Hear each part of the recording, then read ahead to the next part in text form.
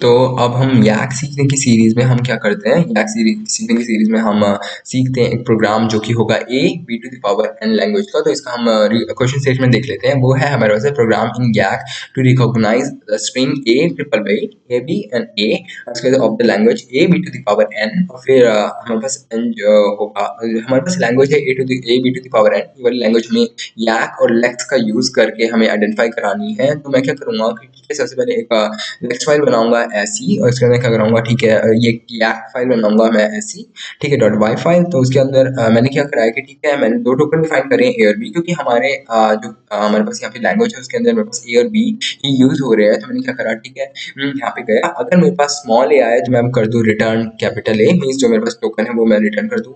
अगर मेरे पास आया स्मॉल b आया तो मैं क्या कर दूँ, रिटर्न b करा दूँ, मीन्स मेरे पास वो जो टोकन है वो यहाँ पे रिटर्न हो जाए। तो इसका मैंने क्या करना है कि अगर मेरे पास उस सब के अलावा कुछ और आए, जैसे मेरे पास बैकस्लैश एन आ जाए, तो मेरे पास हो जाए रिटर्न बाय टेक्स्ट, ठीक है, मीन्स मेरे पास जो पर्टिकुलर टेक्स्ट है वो हो जाए रिटर्न। तो मैंने क्या करा, ठीक है, बैकस्लैश एन आ जाए तो हमारे पास ये हो, या फिर मेरे पास उन सब के अलावा कोई भी एक कैरेक्टर आए तो वो हमारे पास रिटर्न कर दे बाय टेक्स्ट का 0 पार्ट। तो और मैंने क्या करा कि y dot tab dot hash मैंने यहाँ पे इंक्लूड कर रखी है। इसका मतलब क्या है कि मैंने जो ये यहाँ पे टोकन्स डिफाइन कर रखे हैं कैपिटल ए और कैपिटल बी, वो मेरे पास यहाँ पे पहचाने जाएंगे कि जैसे मैं रिटर्न नहीं कर रहा हूँ तो इसे क्या पता कि हमारे पास ये क्या चीज़ है। तो अगर मैं y dot tab dot hash यहाँ पे इंक्लूड करता हूँ तो इसे पता चल जाएगा कि YAC की फाइल में हमने कोई ए और बी जो है वो टोकन हमने इंक्लूड कर रखे हैं। तो हमने क्या करा कि यहाँ पे सी की जो डिक्लेरेशन वाला सेक्शन था, इसमें मैंने एक वैलिड इक्वल टू 1 कर दिया। इसको मैं 0 कर दूंगा अगर मेरे पास वो पार्ट्स नहीं हो पाई, तो जो मैं वहाँ पार्स करने वाला हूँ। तो मैंने क्या करा, ठीक है, वैलिड इक्वल 0 कर देना है। तो ठीक है, अगर मैं और वैलिड इक्वल 0 मेरे पास कहाँ करने का मौका आएगा, मुझे मौका आएगा अगर मेरे पास इस वाली जो एक्सप्रेशन है जो मैं यहाँ पे डिफाइन करूंगा, उससे अगर चीज़ जो है वो लैंग्वेज है वो पार्स नहीं हो पाई, तो मैं यहाँ पे बाय एरर में आ जाएगा मेरे पास यहाँ पे फंक्शन। और मैंने क्या करा, वैलिड इक्वल 0 करके मैंने रिटर्न करा दिया ताकि वापस यहाँ पे मेन में आ जाए। ठीक है, सबसे पहले हम मेन में क्या कराते हैं, एक बोलते हैं कि enter the string to check.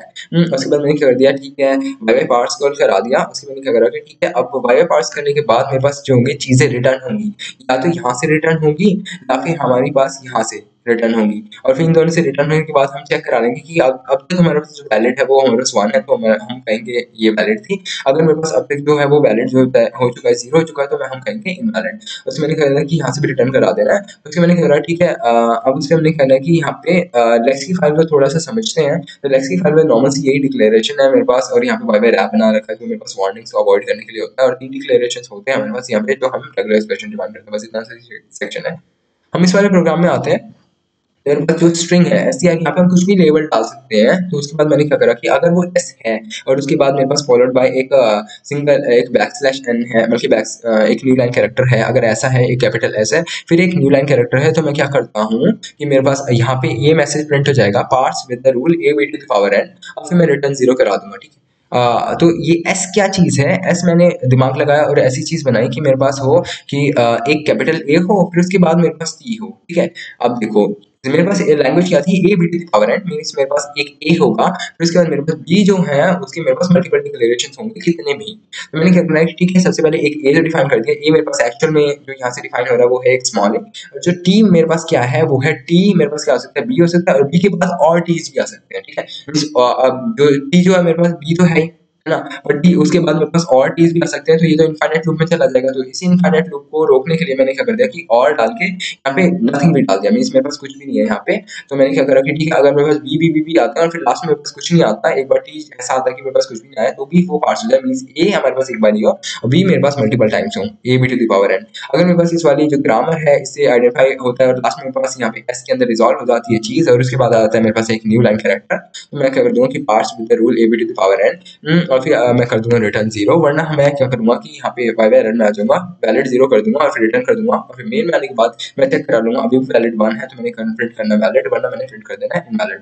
इन दोनों फाइल्स को हम चला के देखते हैं तो कैसे चलाएंगे। हमारे पास डायरेक्टरी नंबर 12 है, तो मैं जाऊंगा सीडी और फिर पेरेंट डायरेक्टरी में सीडी करता हूँ 12 में। उसमें मैंने करा कि ठीक है, फ्लेक्स फ्लेक्स के अंदर मैंने क्या करा, abn डॉट एल फ्लेक्स के अंदर डाल दिया। उसके मैंने क्या करा कि ठीक है बाइसन, और फिर उसके बाद मैंने कर दिया बाइसन माइनस dy और फिर मैंने abn डॉट वाई कर दिया।